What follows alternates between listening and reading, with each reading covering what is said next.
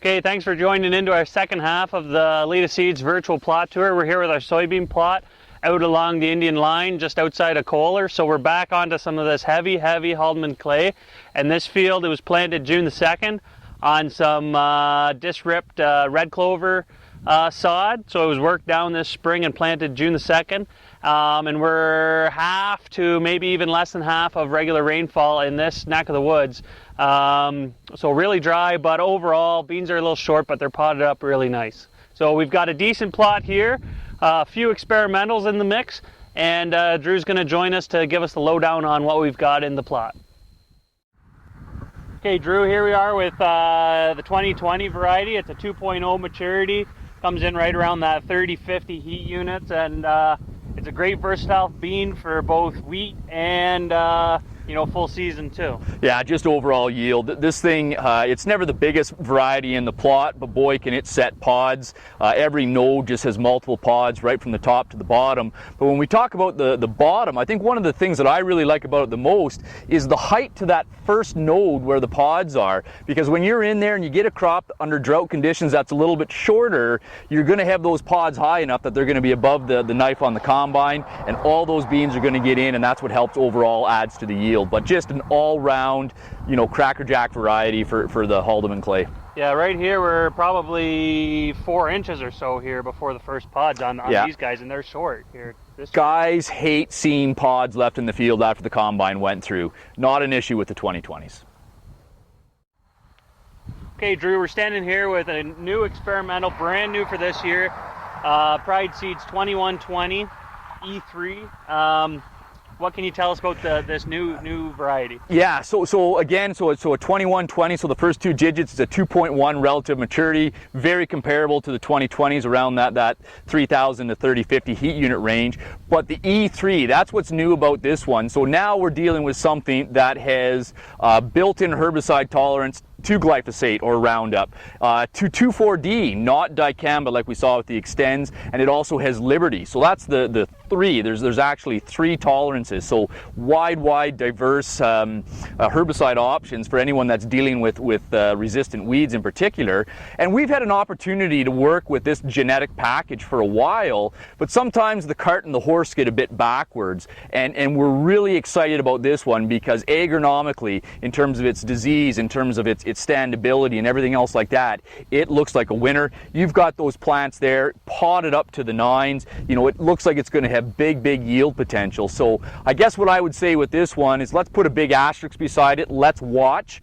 We will have it for sale next spring or this fall, I suppose. But yeah, if it yields the way that it looks like it will and it gives us that herbicide flexibility, boy, we've got a real winner on our hands. Okay, Drew, we're here with another experimental, a 2.2 variety. What can you tell us about this one? It's pretty new. Yeah, so it's brand new. Really our first chance to look at it. It was not grown to go commercial the following year, but it really just shows Pride Seeds' commitment to let's always try to do better. And so at a 2.2, that's a really nice, around that 3,100 heat unit. What we saw with it came out of the ground really nice. We're going to study it in terms of its disease tolerance and everything else like that. But we've got a pretty good lineup when it comes to beans, but we always want to do better, and that's basically what this is. So I don't know if we'll have it, maybe in a smaller quantity next spring, but again, that's the fun of plots, see what's new, and again, if we can do better than what we got, let's advance it. If we can't, then we'll stay with what we have. So we're here with 2555, again a little bit longer day, but a great variety for our clays. We really like it. We grow a bunch of it. It fits well into 15s and into 7.5 inch rows. Tall plant and fills in the road nicely. Yeah, I think that's a big thing about it. When we started first working with the Extends, we realized overall they're a bigger, bushier plant. This one is a little bit taller, a little bit more slender, and so it does work very well that in those solid seeding environments. It's a great bean. Yeah, it's probably not going to let you get weeded in this part of the world, but it is probably, I think, about the right maturity for if you're not looking at wheat. But to me, the big thing about it is its top-end yield potential. We often talk about that idea of the holiday beans or the Florida beans beans that show up at the top of the plant. What you'll find with 2555s, not only will it do it at the top, but it'll put 2 or 3 of those spikes all throughout the canopy. So if you catch some of those August rains, which we didn't this year, but if you do, it can just take that, and rather than 3 or 4 bushel, it can just raise it, 7, 8 bushel. It's a really, really good variety for the clays where we typically get a lot of our moisture later into the season.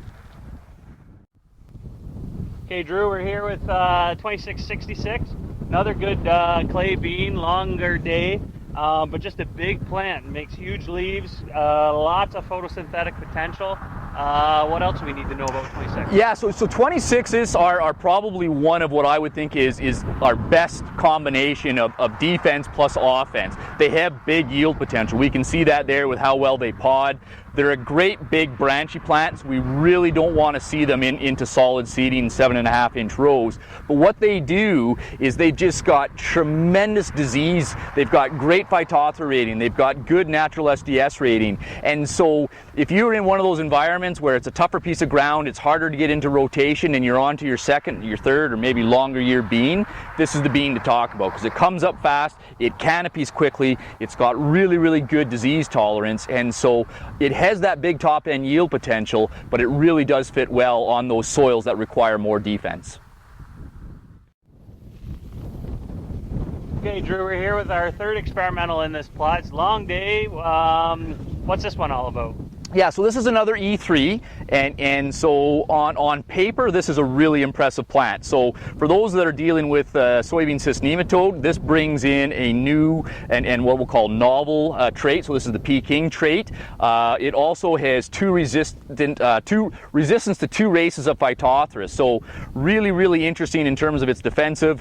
But when I look at it on our clay environment, it's just not an overly big plant. I would describe it more as a box. It kind of goes as wide as it does tall, so it's probably more fit for those loamier soils that use 30-inch, and you'll plant it with the corn planter. That said, we're going to watch it. It does seem like it's got a lot of beans there. The beans that are in there look quite large. We'll wait and see what the yield says, but my gut off the top is this is probably not one that we'll talk too much about for the clay, but maybe some of the loamier environments into Norfolk or say down in Wainfleet. Yeah, so Drew, we're just standing here in the competitor plot. It bookends both sides of the plot and the headlands. This is Equinox from Secan. A little bit older variety, but it's a great clay bean, and gets grown quite a bit around here. So it's looking good. It's nice and tall, so we'll see what how the yield monitor shows in the fall. Absolutely. It's the same thing as we did with the corn. There's no point in putting up against something that guys aren't growing in the area. You do see the signs for Equinox. We do know that it is a good clay one, so if we've got some new genetics that can run with this, I think we've got something to to advance and be excited about. Okay, well, that concludes our soybean tour. Hopefully you learned a little bit about the varieties that are in your fields and some of the new experimental ones. This new E3 technology looks like it's going to be a nice fit on some of our acres around here. Like I said before, we're just outside of Kohler on the Indian line, right beside the road. So if you're driving up there, to Dunnville or Hagersville along the road, stop in, have a look at them. They're going to be here till we cut them. So they're just starting to turn now, and for the lack of rain, I think they're doing okay. So hopefully your fields are doing pretty decent too, and we'll talk to you soon. Thanks.